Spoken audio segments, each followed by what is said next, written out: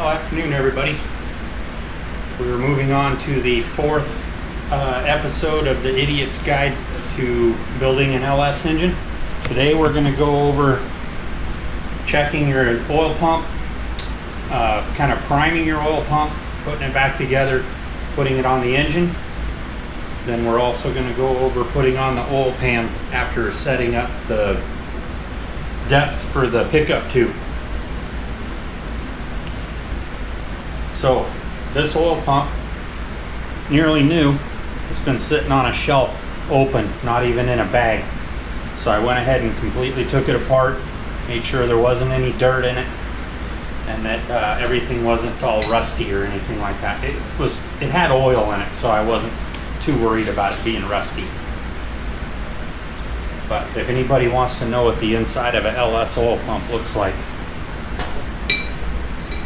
this is the pump gears right here. And that thing literally just turning around like that compresses the oil and sends it through the pump into the engine under pressure.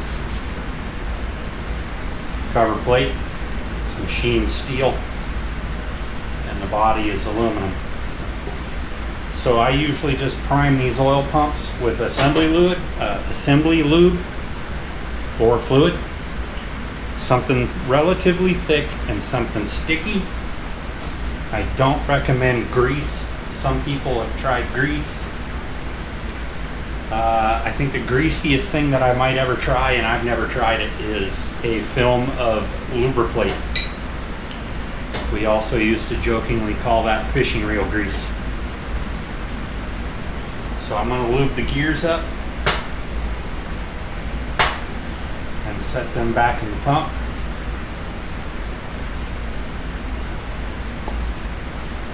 I'm about tired of getting all oily. Hate to sound like a sissy. To turn freely in there, nice and free. Try not to get a bunch of oil in the or lube in the screw holes, because we're going to put Loctite on those.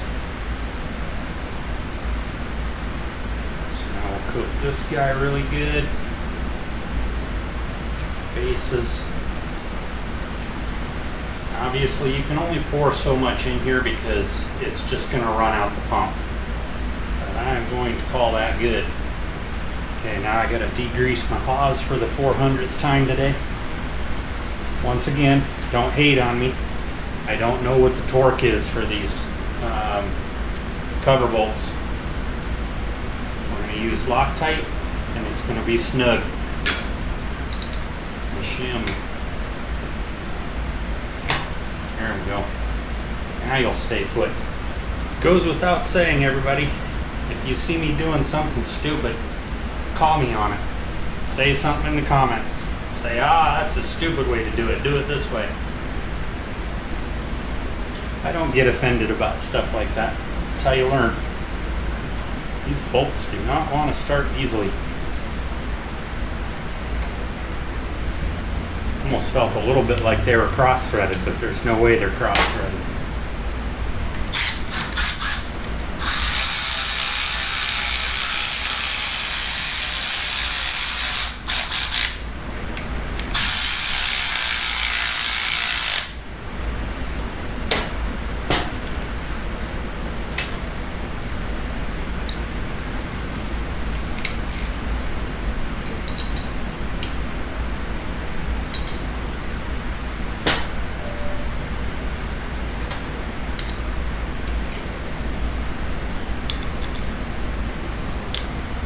We're now ready to put this pump on the engine.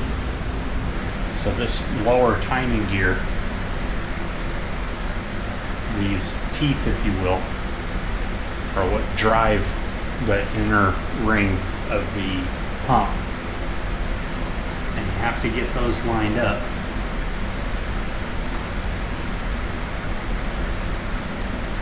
There she goes. These are your 4 mounting bolt locations, and the oil just passes through into the main oil galley into the block. It's very simple setup. I usually Loctite these as well, just for insurance. I didn't get the factory oil pump bolts with this engine. So I went out into my stash and I got some Ford bolts. Because anytime I can put a Ford bolt on a Chevy motor, it always amuses me.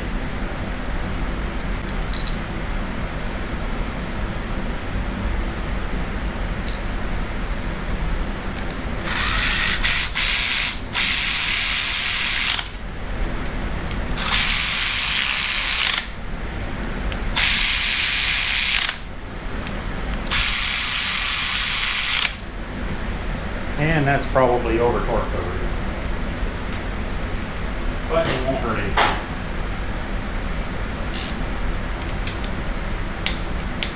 Oh, she's just about right.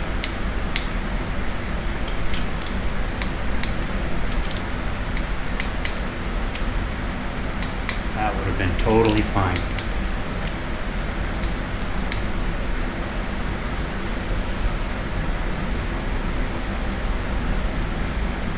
Okay, next I got to get the oil pan out of the attic, and we'll go over getting that pickup tube set up and the windage tray.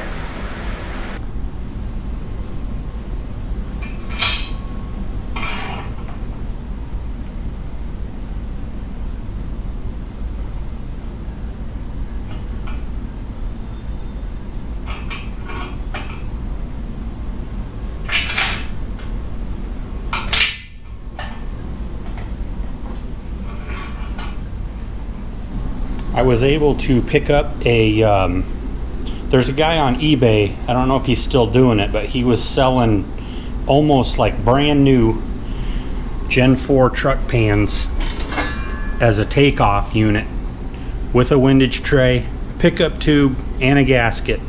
No bolts. All for like, I think it was 95 bucks shipped. So that was too good to pass up, in my opinion. So we're gonna try running that pan in our project. Come hell or high water, we're gonna try and make it work. Bunch of extra oil that ran down off the cylinder walls and whatnot. That's okay though. We want a little film of oil on the oil pan rails when we go to put that on so the gasket can settle out nicely. I think I've about triple checked everything in the bottom end of this engine. So we should be ready to put on the windage tray. I don't have any factory bolts for the windage tray, so I had to go to O'Reilly's and get some Dorman nuts. These Dorman nuts are non-locking, so we'll be putting a little bit of Loctite on those as well. Kind of degrease these studs as much as we can. Generally, Loctite works just fine if there's a film of oil in there though. I gotta scare up a bolt for the oil pump pickup tube. I'm guessing that's gonna wind up being a Ford bolt also. The windage tray's been rattling around in the box. Just wanna make sure it's not like super dirty. Doesn't look too bad though. This stuff still has a film of oil on it, so I know it's been used. But beyond that, this stuff literally looks like new. So this clearly says front on it.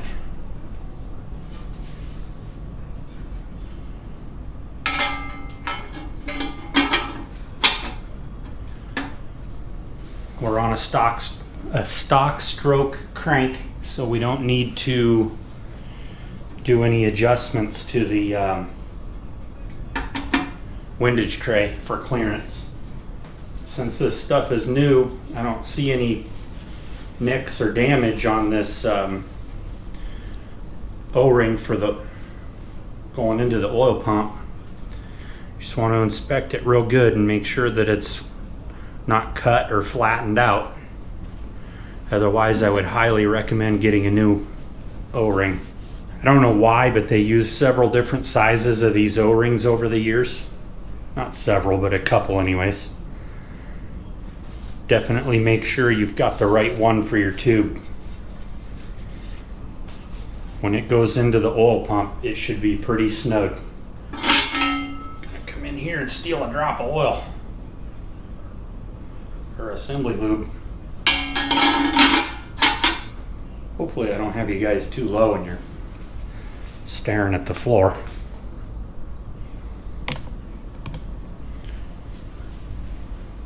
Make sure this pickup tube's nice and clean.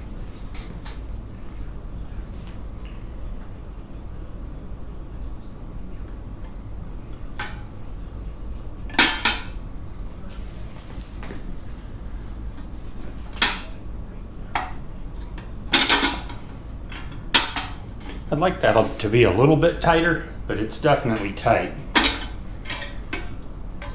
It's most definitely not rattling around in there.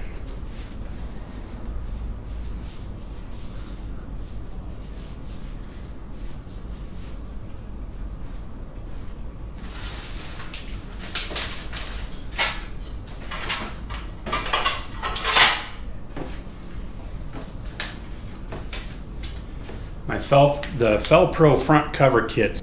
So I just dug into the Fel-Pro front cover kit, and it has new pickup tube O-rings in it.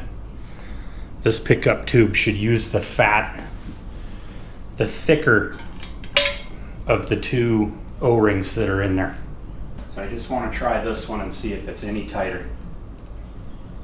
If it's not any tighter, I'm going to put the GM one back on there.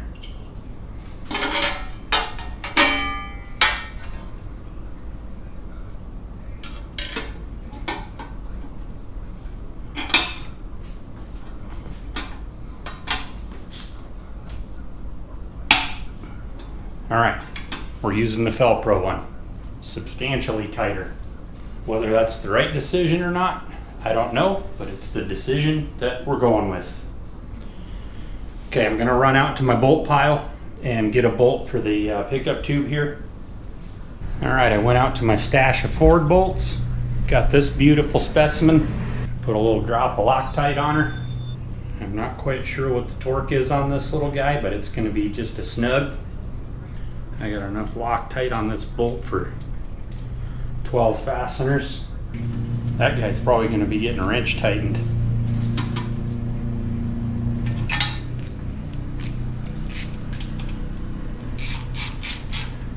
Yes, we will be high speed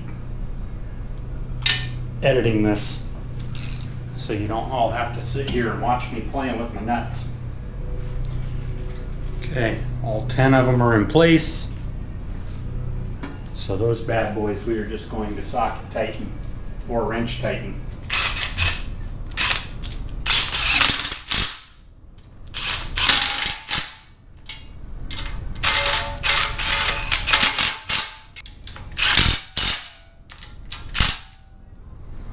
Just a note for the future, I think the windage tray likes to go on where you can tighten the bolts that are not in the path of the oil pickup tube first, and then put the pickup tube on, because now I'm looking like a dum-dum trying to get this guy tightened up. All right, our next move is going to be to make sure that the new oil pan is not full of dirt. All right, I don't see any big pieces of dirt inside of the oil pan. These, I think most, if not all, the GM oil pans, they have the gasket riveted to the pan for assembly at the factory. So obviously if you need to replace this gasket, you have to drill those rivets out.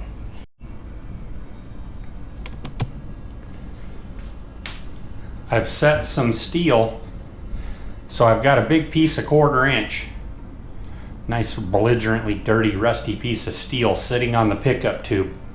We're going to check the clearance to the bottom of the pan. I like to set the pickup tube up so that it's about a 1/4 inch off of the pan.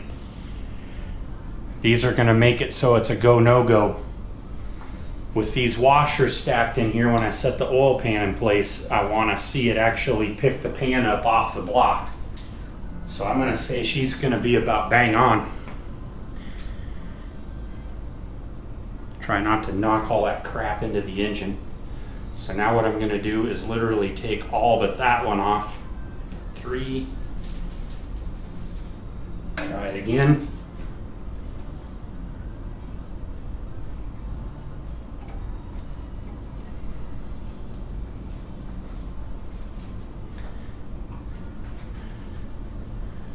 So yeah, she's going to be perfect. No bending.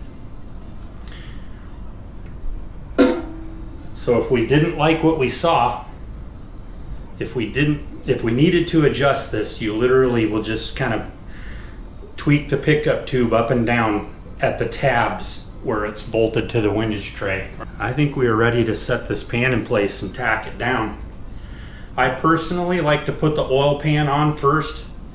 Maybe not full torque on the rail bolts, but tighten it up a little bit. And then do the front and rear cover. And then torque everything all at once. Okay, we don't have any objects on our pickup tube.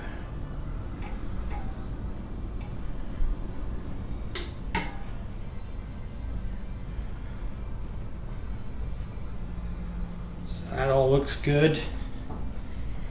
I think I might even have an oil filter for this thing. But with the truck pan, you can run a much taller oil filter. But I think I'm just going to run a short car-sized filter on it for now, since the first one's going to get thrown away in an hour or two of runtime. I didn't get bolts with this kit, like I said, that I got off of eBay. So I got an ICT billet pre-made oil pan bolt kit. I don't think I've ever run into a bad ICT billet part myself anyways. So I need 1, 2, 3, 4, 5, 6, 7, 8, 9, 10, 11. No Loctite on these. This oil pan gasket is literally like brand new, so it's getting reused. Does anybody know what this steel plate is for that's bolted to the bottom of a truck pan?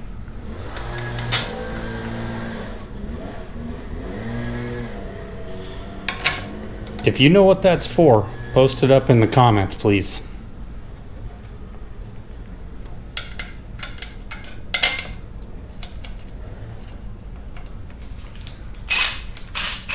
Just gonna buzz these down. So that hole might have to be chased.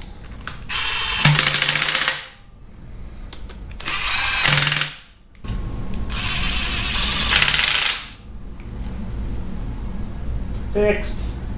I'll come back over these pan bolts with a torque wrench when I do all the other cover bolts.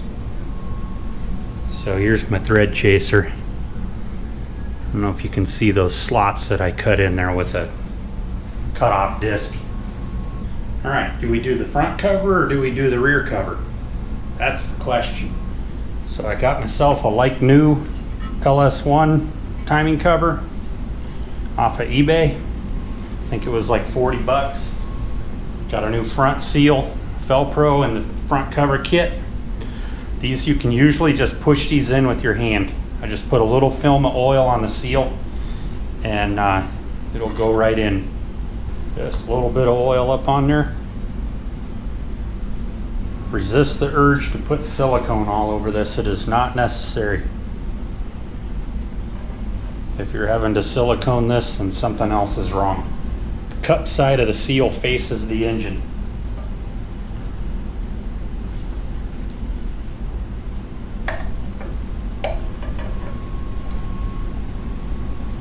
Okay, here we go. That's all there is to that. We'll put a little bit of assembly fluid on the seal. So these covers, generally speaking, need to be centered up on the harmonic balancer or the damper. The damper is what centers this cover onto the front of the engine. There's quite a bit of wiggle room in the bolt holes. So you really don't want to just slap this on here and tighten the bolts down. I don't have a damper to put on this yet because we're not sure what spacing we're going to be using. So I went on eBay and got one of the super cheap LS alignment tools. I think I paid like $12 for this. This is a pretty nice tool for $12. So what this is going to do is going to mimic being the damper, so that we can put the cover on, slide this in, and it will center the cover up. Then we can tighten the bolts down. In my opinion, it's more of a lateral thing, because vertically, the bolts coming up through the oil pan into the bottom of the cover are going to set the height of this cover. We're also going to put just a tiny little dab of silicone in the corners right here, but we'll put it on the oil pan gasket. So I think we're ready to do that. I'm going to squirt a little bit more oil on the timing chain, even though it's probably got plenty on there. Isaac's been getting mad at me because I've been kind of working on this thing quite a bit without him. Although now that he's got the Camaro, I think he's kind of eased up a little bit. Biggest problem is he works like 25 hours a week and he goes to school full time. So if I have to wait for him to do all this stuff, it's going to be like 2025 before we get anywhere with this project. Don't let me forget to put the gasket on there. Now what I'm probably going to do is I'm going to leave this spacer. I'm going to leave it in the front of the cover while the engine is just sitting until we get the damper that we're going to use for it. That'll keep any dirt and rocks out of there, because we don't like dirt and rocks in our engines. Hopefully I'm rambling enough to cover up the radio that I can barely hear. Don't want to get any copyright strikes. Just that much.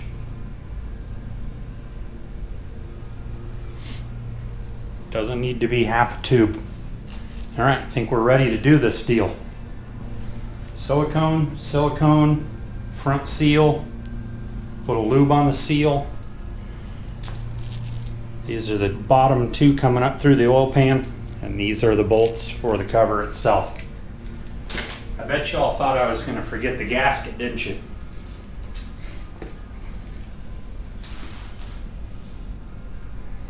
All right.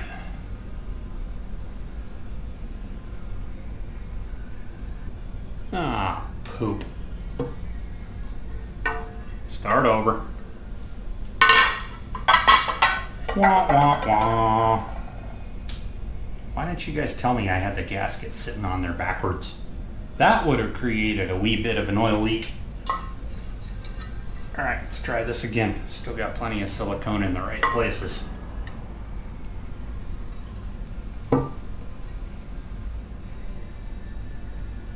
There we go.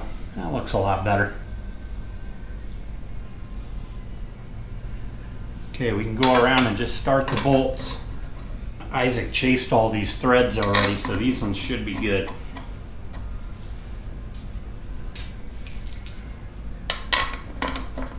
When you have a fresh oil pan gasket, you can feel it trying to lift the timing cover up. This is going to be a pretty damn nice engine when it's done. Okay, we're going to insert our tool.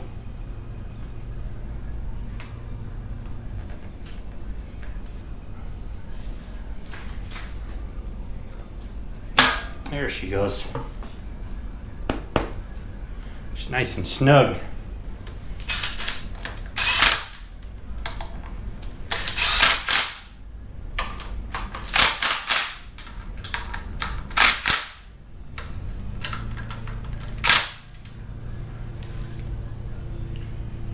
Okay, so I just pulled the cover down to the oil pan.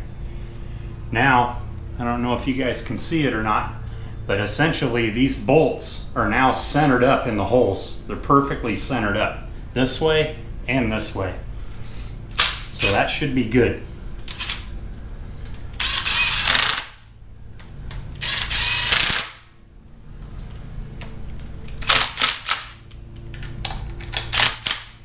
Okay, I think we're ready to bang out the rear cover. So I've got the engine hanging from a chain fall from my garage door header, so I could take the engine stand off the back. It is possible to put the cover on with the engine stand bolted to the back of the block, but you can't see very much, so this opens it up all the way. I went ahead and put a little bit of oil on the crank, and then the cover. If you haven't done so, I highly recommend that you just buy the complete revised rear cover assembly from GM. You can get these on Amazon for like I think it's like 79 bucks or something like that. Comes with new bolts and the gasket. The main seal's already pressed in, and this main seal is packed with grease. This plastic ring, leave it in there. When you go to set this up onto the back of the crank will push that ring out of the seal. We're also going to do the same thing where we put a little bit of silicone in the corners like we did on the front. And then before I forget, and this would be devastating if you forgot it, we've got our aftermarket billet barbell. We need to get this put in. You can use the plastic barbell. It works just fine. Just use a new one if you have to replace it. The machine shop took mine out so that they could clean the block. So we've got that oiled up. These guys are really tight fit usually. Gotta kind of waggle it in there. There she goes. I'm guessing we may have to take a... Oh no, she's good. Okay, that's all there is to that. You don't want to forget that guy. If you forget that guy, you will not have oil pressure. And then I went and set the silicone down somewhere. And now I can't find said silicone. There's the silicone. Got all these stupid little fuzz balls flying around from the cottonwoods. I'd rather not fill this engine full of that. And the wind's blowing.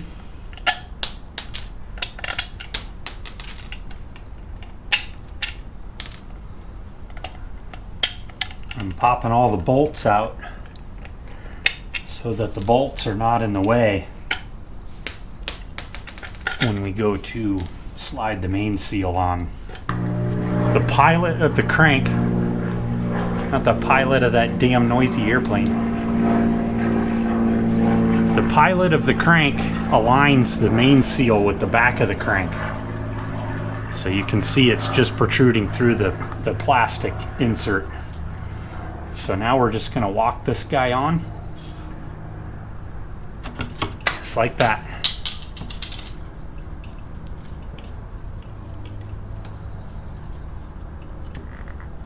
And that's all there is to it.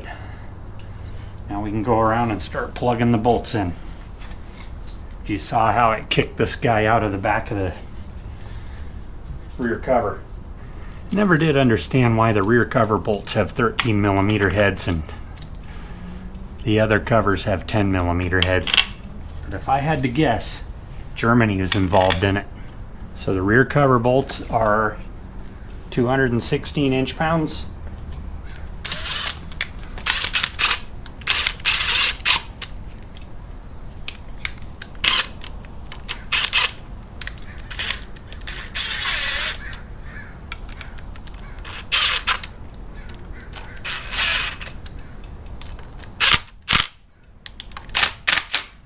Okay, so we got our long oil pan bolts. These guys are only 106 inch-pounds. So before I torque the oil pan bolts up, I want these bolts here just touching, but not torqued, because I don't want to bind the cover up. Need that cover to float a little bit.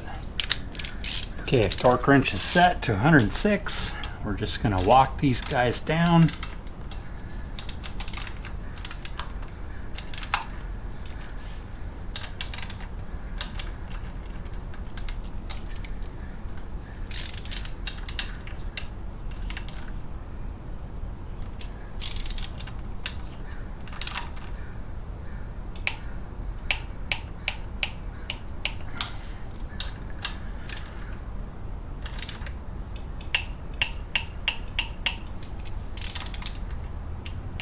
Okay, those be happy.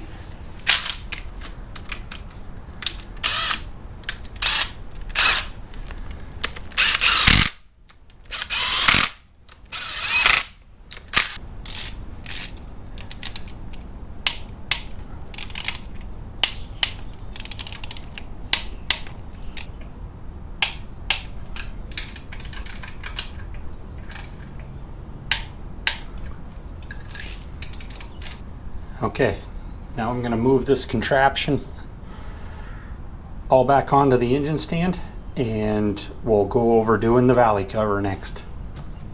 We are ready to finish the operation of doing the covers.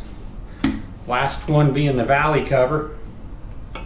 This particular valley cover is the CTSV version. It's the newest of the Gen 3 designs, if you will, that still have the NOx sensors in the valley.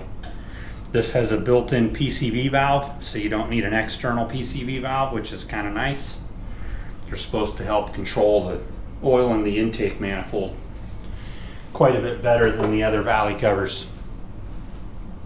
Got ourselves a new gasket, and we got new NOx sensor seals.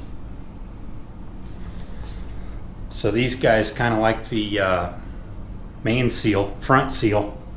Just put a little oil on there and you can push them in. Push them in by hand.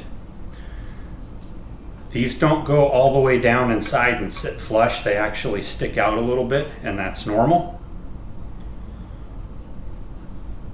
The cup side is going to face up, physically up. When we put them into the upside down valley cover, they're going to go in like that. If you put them in the wrong way, you will wreck them. It usually tears them every time. So a little film of oil on there. These guys have a tendency to want to go in cockeyed. Okay, that should be that.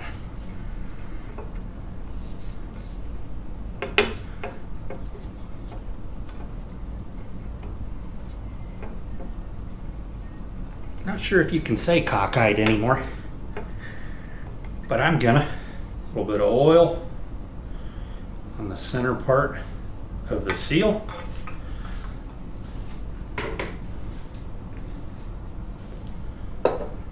So those valley cover seals are going to seal on these little posts right here.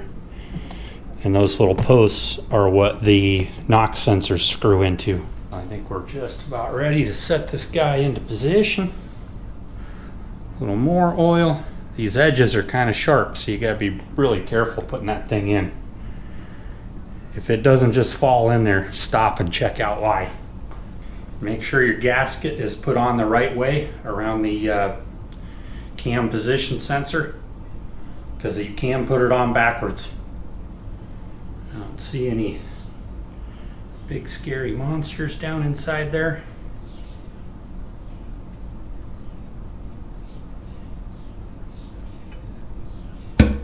Dunk. Okay, I'm gonna get all those bolts put in. More 216 inch pounders, and that'll pretty much call it a wrap for the big long boring video of putting the oil pan and the covers on. If you guys have any questions, comments, concerns, ways to do it better, easier, less sloppy, whatever you want to do, put it down in the comments below. Always like to learn new things. And stay tuned for the next video on this build series where we put on the cylinder heads with some Chinesium head stud kits or kit. But like I said, stay tuned for that one, and we'll see you on the next one.